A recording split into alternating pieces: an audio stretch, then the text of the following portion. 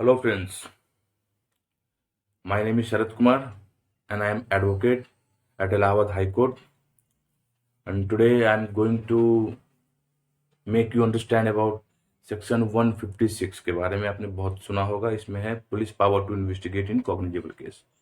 तो क्या है पुलिस की शक्तियां इन्वेस्टिगेट करने की, इसमें मजिस्ट्रेट को संज्ञान लेने की क्या शक्ति है, क्या किस मैटर में पुलिस जो है कॉग्निजेंस ले सकता है, तो इसके बारे में आज जानते हैं। सबसे पहले हम बेयर एक्ट से पढ़ते हैं, उसके बाद कुछ देखते हैं।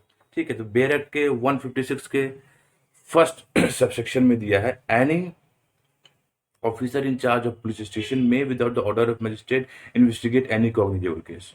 कोई भी कॉग्निजेबल केस अगर है तो बिना मजिस्ट्रेट के ऑर्डर के पुलिस जो है इन्वेस्टिगेशन कर सकती है। ठीक है, क्यों वो पुलिस किसी न किसी कोर्ट के जुरिडिक्शन में आता होगा। ठीक है, तो कोई भी पुलिस ऑफिसर उस मामले में इन्वेस्टिगेट कर सकती है, उसका ये अधिकार है। इसको मतलब कि मजिस्ट्रेट डिबार नहीं कर सकता, रोक नहीं सकता उस केस में। जैसे कि सपोज के लिए लिखा है the power can not be control by the judiciary. Judiciary ये इसको रोक नहीं सकती है। ये पुलिस को पावर दी गई है हमारे सीआरपीसी में कि वो इन्वेस्टिगेशन करने के लिए कर सकते हैं।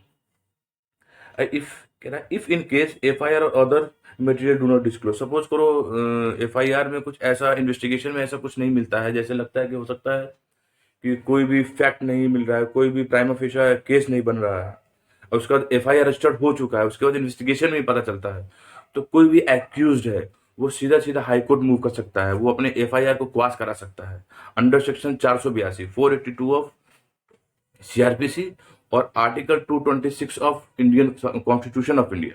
इसके तहत अपना एफआईआर को वो क्वाश करा सकता है। 156 के क्लॉज 2 में बताया है, no proceeding of a police officer in any such case shall be at any stage be called in question on the ground that the case was one which such officer was not empowered under sections to investigate. मतलब police की जो investigation power, इसको आप जो है question नहीं कर सकते।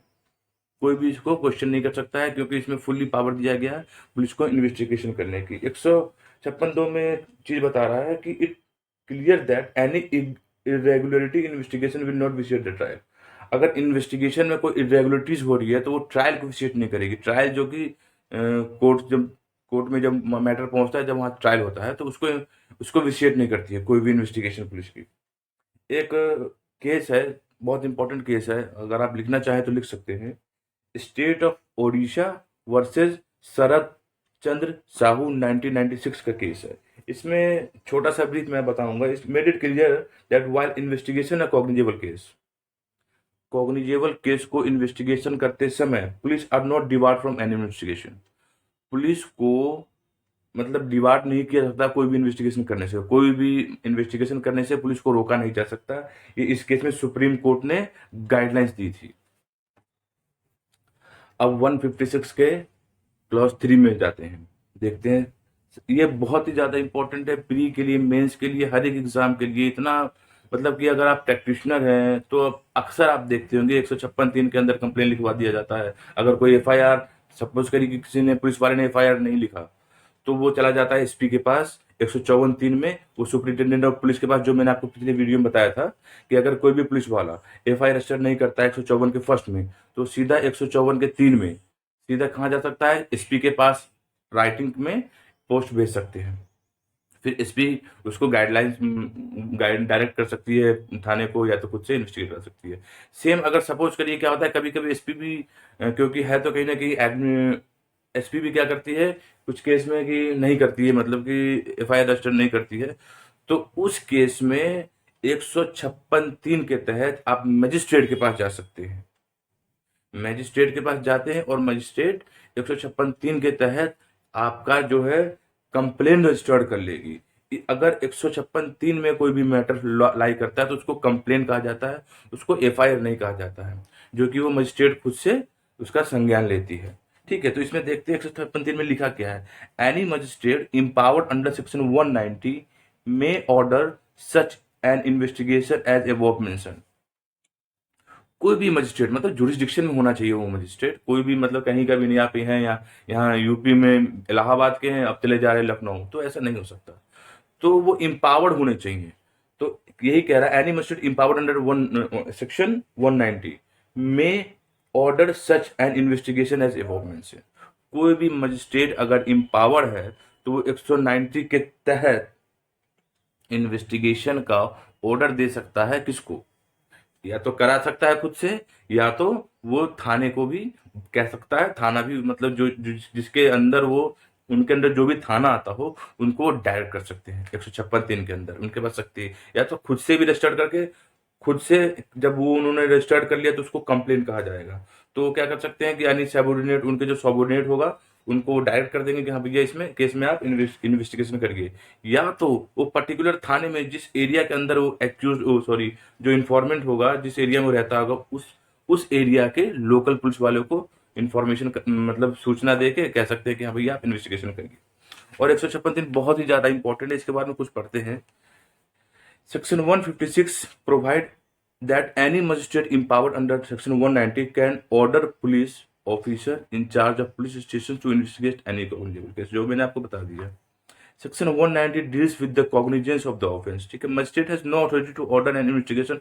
हाँ, अब इसमें यह है कि जो मजिस्ट्रेट है इस केस में किसी भी पर्टिकुलर कोई एजेंसी को नहीं सौंप सकता है कि आप इन्वेस्टिगेट करिए। कोई ना कोई ऐसा पुलिस ऑफिसर से रिलेटेड ही होना चाहिए जिसको वो इन्वेस्टिगेशन करने के लिए ऑथराइज करेंगे। इसमें एक इम्पॉर्टेंट लेटेस्ट जो है एक केस लॉ है, जो कि अगर आप चाहें तो इसको लिख सकते हैं, बहुत ही ज़्यादा इम्पॉर्टेंट है। सुप्रीम लॉ कोर्ट की कुछ गाइडलाइंस थी कि 156(3) के तहत क्या गाइडलाइंस होनी चाहिए, इस केस में दिया गया है। केस का नाम है Priyanka Srivastava versus State of UP. 2015 का केस है। इसमें हेल्ड हुआ था that the magistrate has remain vigilant with regard to the allegations made and the nature of allegation. तो कोई भी जैसे एलिगेशन आता है तो मजिस्ट्रेट को मतलब कि अपने जुडिशियल माइंड अप्लाई करके सोचना चाहिए कि क्या ये प्राइमा फेसा केस बन रहा है कि नहीं बन रहा है। हो सकता है कुछ लोग फॉल्स भी लिखवाने चले जाते हैं, हाँ भैया मेरे से लिख लो, ऐसा थोड़ी है। मजिस्ट्रेट वहां बैठा है तो बेवकूफ थोड़ी है। तो ये उसके फैक्ट, उसके बात करने के तरीके से, उसके मतलब जो जो उसने कहानी सुनाई है क्या इसमें वजन है, इस हिसाब से वो प्राइमा फेसा देखेगा कि क्या केस बन रहा है कि नहीं बन रहा है। He is not suppose to issue direction without proper application of mind. मतलब भाई ये बिना अपना जुडिशियल माइंड चाहे जो भी है अपने हिसाब से सोचेंगे समझेंगे उसके बाद ही फर्दर प्रोसीड करते हैं। ऐसा नहीं कि कोई भी आया लिखवा के चला गया। यहाँ में है मजिस्ट्रेट बाउंड नहीं है, ये सेक्शन में मजिस्ट्रेट को बाउंड नहीं किया गया। यहाँ पे डिस्क्रिशनरी पे दिया गया है कि अगर मजिस्ट्रेट चाहे तो, अगर उनकी इच्छा नहीं है, कुछ ऐसा सर्कमस्टांसेस बन रहा है तो वो सेल नहीं है यहाँ पे। जैसे एफआईआर में है ना कि पुलिस जो है वहां पे सेल है कि एफआईआर रिपोर्ट करेगा ही करेगा, इसमें ऐसा कुछ नहीं। यहाँ पे मे लिखा है, इनकी डिस्क्रिशनरी पे छोड़ा गया है। तो इस केस में कुछ गाइडलाइंस है, लिखा हुआ है पहला, application under section 156(3) are to be supported by the affidavit duly sworn by the applicant. जो भी एप्लीकेशन लेके जा रहा है भैया वहां पे तो साइन करेगा, स्वॉर्न करेगा, मतलब अपना साइन करेगा कि हाँ भैया जो भी मैं ये चीज बता रहा हूँ ये सच है। दूसरा, magistrate must be verify the truth and veracity of the allegations. वही दूसरी बात की क्या सच्चाई है, क्या फैक्ट है, प्राइमा फेसा केस बन भी रहा है कि नहीं बन रहा है, दूसरी गाइडलाइंस है। तीसरी है, there has to be prior application under section, हाँ there has to be a prior applications under section 154 first and 154(3) before filing an application under section 156(3). जैसे कि मैंने आपको बताया था कि आप डायरेक्ट जो है 156(3) के तहत नहीं जा सकते।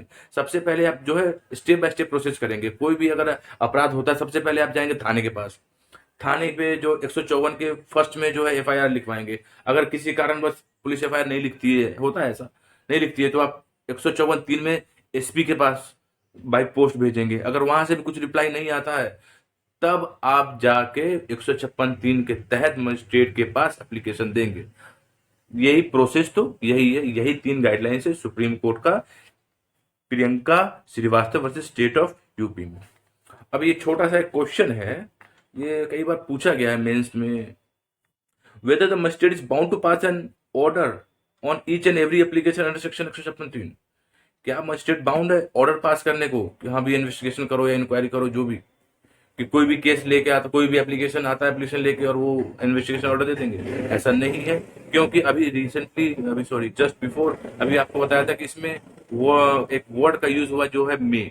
हमारे लॉ में मे शैल का बहुत ज्यादा यूज है, तो इसमें मे लिखा है, मजिस्ट्रेट मे एम्पावर्ड, मतलब कि जरूरी नहीं है कि वो ऐसा करे ही। ठीक है, तो उनके डिस्क्रिशनरी पे है। तो इसमें लिखा है magistrate is not bound to pass an order on each and every application under section 153C for investigation by police. In section 156.3, the word may is used in contrast with the section 154 where the word shall be used. ठीक है, तो magistrate के पास जो हम 156(3) के तहत जाते हैं उसको कंप्लेन के तहत यूज किया जाता है, उसको एफआईआर नहीं कहते हैं। और कंप्लेन का डेफिनेशन 2D डेफिनेशन क्लॉज में दिया है, सेक्शन 2 और सब क्लॉज डी में दिया है, 2D में सीआरपीसी के कंप्लेंट दिया है। फिर आगे कभी देखते हैं, अगर आपको कुछ समझ में आया हो तो फेमस कर दीजिए, और नहीं तो एज यू विश। हम ऐसे ही वीडियो बनाते रहेंगे, हंसते रहिए, मुस्कुराते रहिए और जिंदगी का मजा लीजिए। जय हिंद।